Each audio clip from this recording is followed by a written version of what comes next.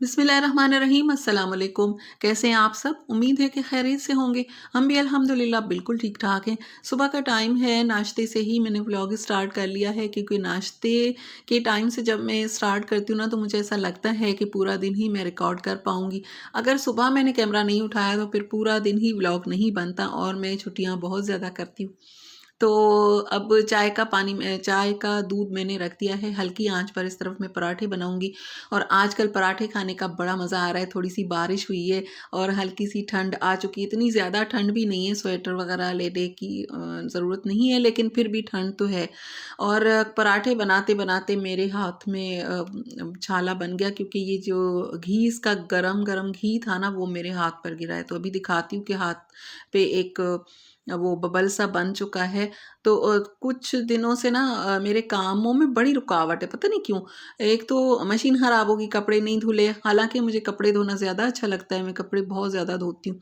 लेकिन क्या हुआ कि कुछ दिन मशीन ख़राब हो गई, उसकी वजह से कपड़े नहीं धुले, हाथ से जो थोड़े बहुत धोए हैं और उसके बाद अब हाथ में ना वो बन गया है, अभी बताती हूँ क्या हुआ था। ये देखें, इस वक़्त तक मुझे नहीं पता था कि घी मेरी हथेली पर गिरा है, वो गरम मुझे लगा, मैंने कहा बस ख़ैर है, सही हो गया। लेकिन उसके बाद फिर ये सारे काम करने के बाद किचन क्लीन किया, बर्तन धोए, उसके बाद ही मैंने देखा क्योंकि हमें अगर चोट भी लग जाए ना औरतों को या फिर हाथ-वाथ जल जाए, ये एक मामूली-सी बात होती है, हम लोग इतना देखते नहीं हैं। कभी-कभार कोई घर वालों की नज़र पड़ गई, ओहो! ये तुम्हें क्या हो गया? तो कभी-कभार नज़र पड़ जाती है, वैसे तो हम लोग इन बातों को ज़्यादा मैं तो नोटिस नहीं करती हूँ इस तरह की चीज़ों को, लेकिन जब तकलीफ़ होती है ना, तो फिर नज़र जाती है कि हाँ, यहाँ पर मुझे लगी थी। तो बस इस वक़्त तक तो मुझे अंदाज़ा नहीं था कि ये छाला जो है वो बन चुका है, लेकिन उसके बाद फिर मैंने देखा ना तो हथेली पर ये देखें, वो कहावत है ना कि हथेली का छाला क्या कहते हैं वो, तो वो मेरा ये जो बन चुका है। अब मैं सोच रही हूँ कि इसको फोड़ दूँ कोई सुई-वुई लगा के क्योंकि ये ना जब काम से मुझे डर लग रहा है कि काम के दौरान अगर इसमें से ये फूट गया, इसमें से पानी निकला तो फिर ये तकलीफ़ देगा।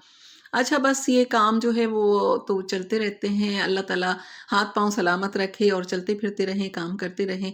तो ड्रेसिंग टेबल जो है वो अक्सर ही गंदा हो जाता है, डीप क्लीन मैं कुछ दिनों में ही कर पाती हूँ, रोज़ाना नहीं कर पाती हूँ क्योंकि यहाँ पर ये जो रश पड़ जाता है इस वजह से। तो आज एक क्लीनर भी बता रही हूँ जिससे आप अपना फर्नीचर क्लीन कर सकते हैं।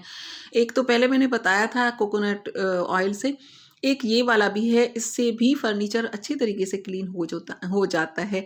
अच्छा एक शैम्पू है मेरे पास जो कि मैंने लिया था, अब मैं इसे यूज़ नहीं करती हूँ, तो मैंने पानी ले लिया है और शैम्पू ले लिया है थोड़ा-सा 1 डेढ़ चम्मच के करीब। इस शैम्पू से मैं अबाया भी वॉश कर लेती हूँ और इस तरह के काम करती हूँ क्योंकि ये पहले बहुत अच्छा लगता था शादी से पहले। अब मैंने लिया तो मुझे इतना ख़ास नहीं लगा, पता नहीं क्यों? तो बस ये मैंने ले लिया है थोड़ा-सा शैम्पू और पानी और ज़्यादा शैम्पू नहीं लेना है, थोड़ा-सा लेना है। टी-शर्ट का टुकड़ा मैंने ले लिया है, ये टी-शर्ट वो जर्सी वाली टी-शर्ट नहीं है, इसमें थोड़ा-सा कॉटन वाला होना चाहिए। इसके बाद आपने इस फर्नीचर को अच्छे तरीके से जो भी आपके घर में है रगड़-रगड़ के इसको थोड़ा-सा साफ़ कर लेना है बहुत अच्छे तरीके से।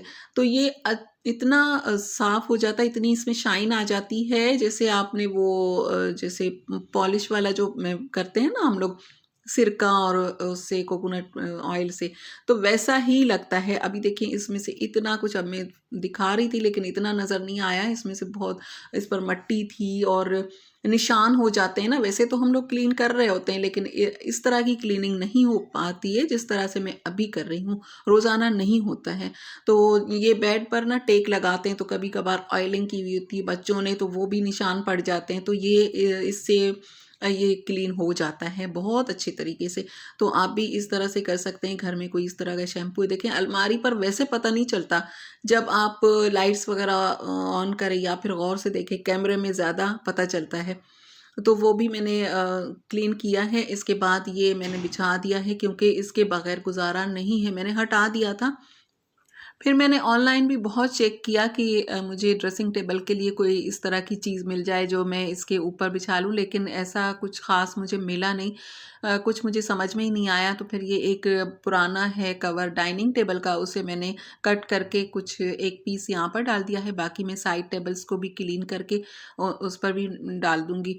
मैं बेड की साइड जो टेबल्स हैं वो वहाँ पर नहीं रखती हूँ, क्योंकि वहाँ पर स्पेस नहीं होती है, तो मैं यहाँ पर रख देती हूँ।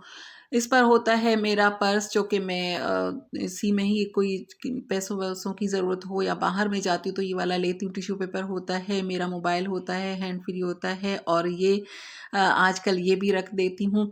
तो ये मुझे इसकी खुशबू अच्छी लगती है। जो मेरे पास रखा हुआ था उसकी खुशबू अच्छी लगती, जो मैंने मंगवाया था उसकी खुशबू मुझे इतनी कुछ वो नहीं लगी थी, क्योंकि उससे सर में दर्द हो जाता है, इतनी तेज़ खुशबू है उसकी।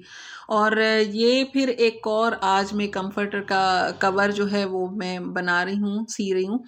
थोड़ा सा ये लूज़ था, तो इसको मैं टाइट करके और वो फिर उस पर भी चढ़ा दूँगी। वो भी काफ़ी पुराना है और इतना बड़ा नहीं है, और हाथ का छाला जो है ना वो मुझे याद आता है ना, तो फिर मैं अपना हाथ इसे, हालाँकि इसमें कोई तकलीफ़ भी नहीं है, अभी फ़िलहाल तो इसमें कुछ भी नहीं है, लेकिन मैं डरती हूँ कि कहीं इसमें से वो पानी-वानी ना निकले, तो फिर हाथ को बचा-बचा कर काम कर रही हूँ। इसे मैंने सी लिया है और इसमें एक ज़िप लगी हुई है, तो ये धुलने में आसान रहता है। वैसे पूरे का पूरा जो कम्फ़र्टर है वो हमें धोना पड़ता है, वैसे तो वॉशिंग मशीन में धुल जाता है, लेकिन बार-बार कम्फ़र्टर पूरा धोना जो है ना वो मुश्किल लगता है। तो अगर कवर होगा तो फिर वो आसानी से धुल जाता है और बार-बार उसे हमें धोने की ज़रूरत नहीं पड़ेगी। तो इसी वजह से सारे ही मैं कवर कर रही हूँ। इसके बाद कपड़े जो धुले हुए थे वो मैं ले आई हूँ, ये हाथ से धुले थे, अभी मशीन ठीक हो चुकी है, अभी मशीन लग जाएगी, लेकिन अब फिर हाथ का मसला आ चुका है। इसके बाद रात का टाइम है, मैं चली गई थी नाश्ते के लिए कुछ लेने के लिए, कुछ सब्ज़ी भी लेनी थी और नाश्ते के लिए अंडे, ब्रेड वग़ैरह लेने के लिए। एक दिन पराठे बन गए तो फिर दूसरे दिन नहीं बनाती हूँ, एक दिन छोड़ के एक दिन मैं बनाती हूँ, वरना बच्चे फिर बोर हो जाते हैं, फिर नहीं खाते हैं। तो वो ब्रेड और अंडे वग़ैरह लेने थे, वो लेने के लिए गई थी और मुझे सब्ज़ी लेनी थी। थोड़ी-सी बारिश हुई ना, तो दिल चाह रहा था कि साग वग़ैरह इस तरह का हो और मेथी हो। आप लोगों को पता है मेथी कितने रुपए किलो है? आप लोगों ने अगर बनाई है तो मुझे ज़रूर बताइएगा कि आप लोगों के पास मेथी का रेट क्या चल रहा है? मैं रात को गई थी लेने के लिए, वैसे तो मैं ड्राई मेरे पास होती है, तो मैं वही यूज़ कर रही थी।